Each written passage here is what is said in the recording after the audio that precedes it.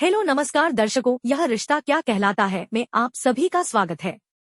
आज के एपिसोड की शुरुआत होती है जब अभीरा और मायरा के बीच दोस्ती हो जाती है। अंशुमान मुस्कुराकर कहता है, भाई हमें भी अपना दोस्त बना लो। इस पर मायरा हंसते हुए जवाब देती है, आप तो पहले से ही मेरे दोस्त हैं। अंशुमान हैरानी से पूछता है, कैसे? तो मायरा बताती है कि उस दिन जब आपने मुझे उस डेंजरस आंटी से बचाया, झूठ पकड़कर सबके सामने सच लाए, मेरे लिए चॉकलेट लाए और ड्राइंग बनाई, तभी से आप मेरे दोस्त बन गए। फिर दोनों हाई फाइव करते हैं और अंशुमान मायरा को लेकर बाहर चला जाता है। वहीं अभीरा कहती है, मैं पार्सल ले आती हूँ, और बाहर जाते हुए उसकी मुलाकात शशांक से होती है। वह शशांक से कहती है, थैंक यू, तो शशांक मुस्कुराकर कहता है, फ्रेंड इट्स ओके। तुम पिछले 5 साल से अपनी बेटी को ढूंढ रही हो, और अगर इस उलझन में ये तय हो जाए कि पहले मुर्गी आई या अंडा तो मुझे भी अच्छा लगेगा। मैं बस चाहता हूँ कि माँ और बेटी का ये रिश्ता यूं ही बना रहे। इतना कहकर वह चला जाता है। थोड़ी देर बाद अंशुमान अभीरा के पास आता है और पूछता है, ये कौन था? तो अभीरा बताती है कि वो लॉयर का असिस्टेंट है जिसकी मैंने पहले मदद की थी और आज उसने मेरी। मैं जानती हूँ मायरा से जुड़ने के लिए मुझे दोस्ती करनी होगी और इसलिए मैंने उससे फेवर लिया। अंशुमान मुस्कुराते हुए कहता है, आपने जो किया बहुत सही किया। अगर आप ऐसे ही करती रहीं तो मायरा का दिल जरूर जीत लेंगी। फिर वो मजाक में कहता है, अगर वकालत की बात हो रही है तो आप कैप्स की वकालत क्यों नहीं करती?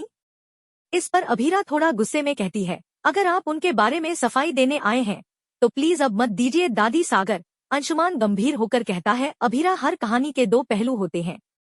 आप इस वक्त बस अपना दर्द देख रही हैं, इसलिए कैप्स से नाराज हैं। लेकिन क्या आपको पता है कि कैप्स को सच्चाई कब पता चली?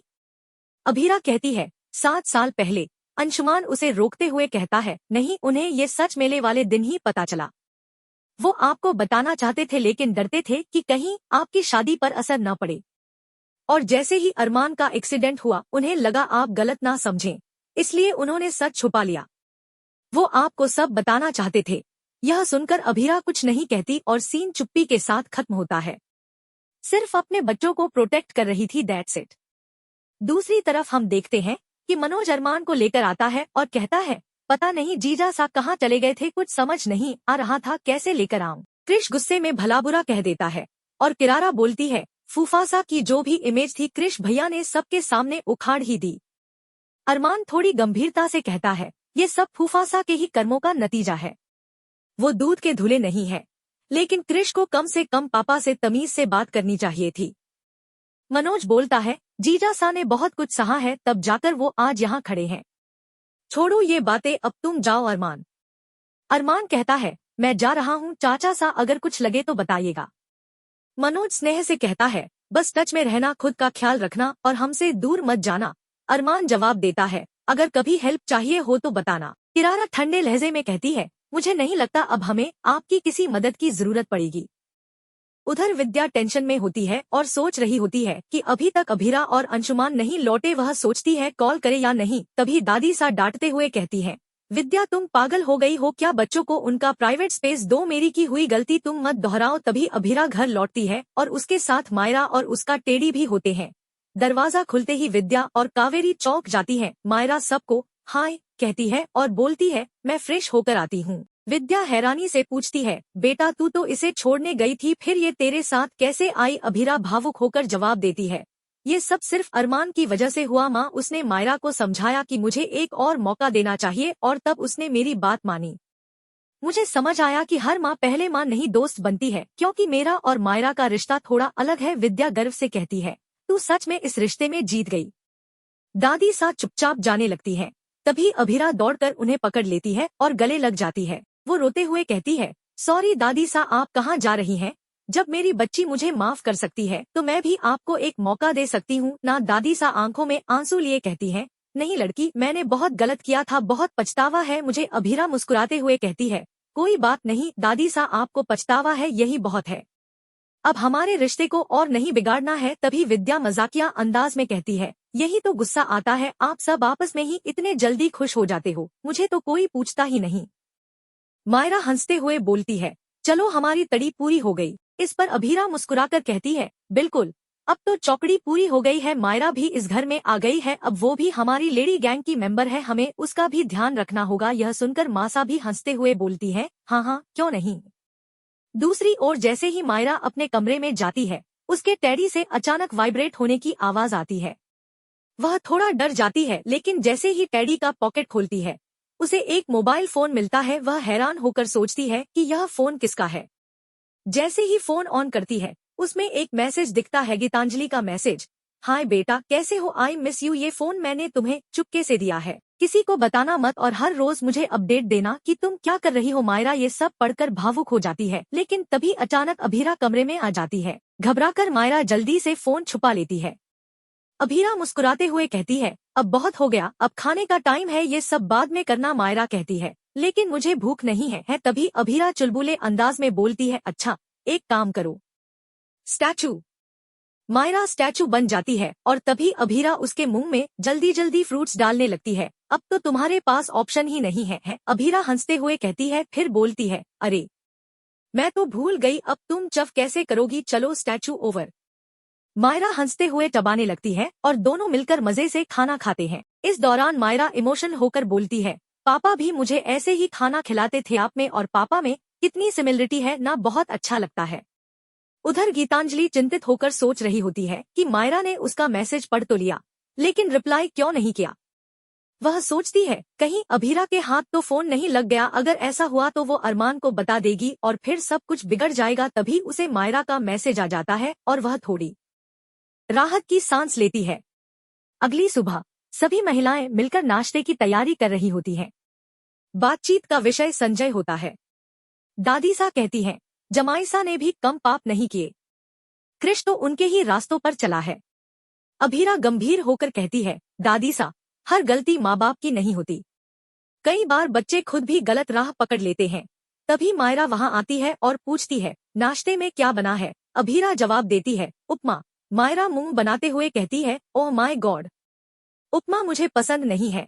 दादीसा समझाती है, इसमें वेजिटेबल्स डाले हैं, बहुत हेल्दी है। मायरा बड़बड़ाते हुए कहती है, ठीक है, पर मुझे आइसक्रीम चाहिए, पहले तो आइसक्रीम लाओ। सुबह सुबह किचन में वीरा हैरानी से कहती है कि इतनी सुबह आइसक्रीम कौन खाता है। मायरा मासूमियत से जवाब देती है कि वह खाती है, पापा उसे लाकर देते थे। वो कहती है कि उपमा तो उसे बिल्कुल पसंद नहीं, लेकिन अगर कभी बनता भी था तो गीतू बनाती थी, पापा तो हमेशा उसके लिए आइसक्रीम ही लाते थे। फिर वो हंसते हुए कहती है कि अगर आप मुझे आइसक्रीम लाकर दोगे तो मैं फटाफट खा जाऊंगी।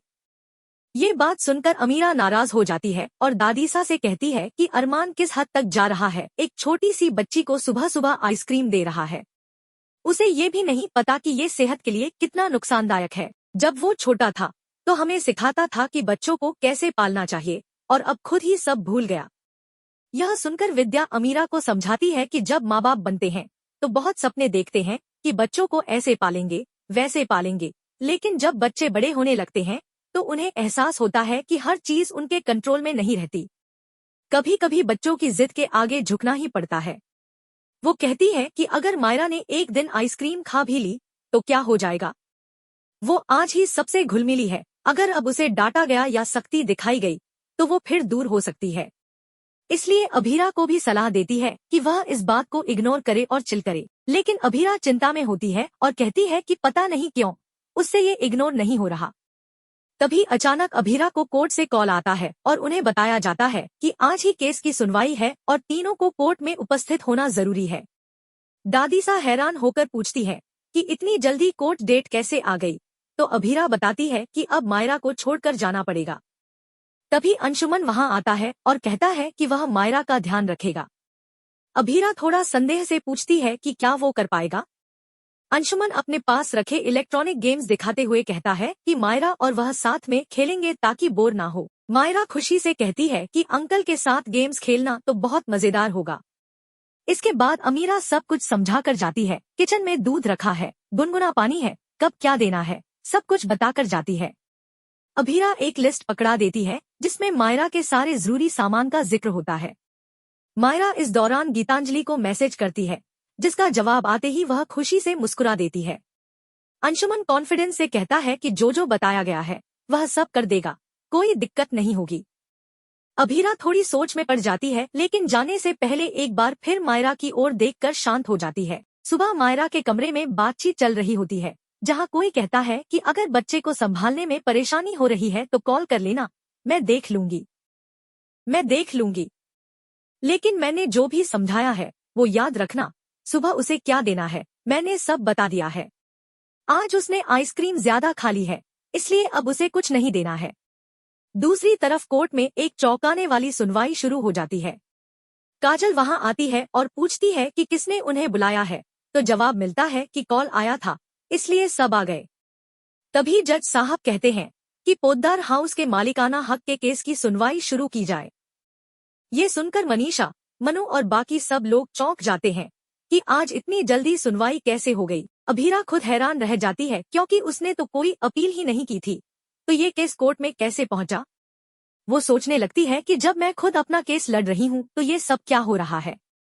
रात के एपिसोड में दिखाया जाता है कि मायरा, अरमान और अभीरा मिलकर पोद्दार हाउस कृष्ण से छीन लेते हैं और मायरा पूरे रीति रिवाज के साथ गृह प्रवेश कराती है। इसी दौरान विद्या अरमान से नाराज होकर कहती है कि अब वो उसके साथ नहीं जाएगी, क्योंकि अब उस पर पहले जैसा भरोसा नहीं रहा। लेकिन अरमान नर्म आवाज में हाथ फैलाकर कहता है कि दोस्ती का हाथ थामो, मैं वादा करता हूँ एक दिन तुम्हारी बेटी तुम्हें माँ कहकर पुकारेगी। आगे एपिसोड पे बने रहिए। दर्शकों, लाइक और सब्सक्राइब करिए। धन्यवाद।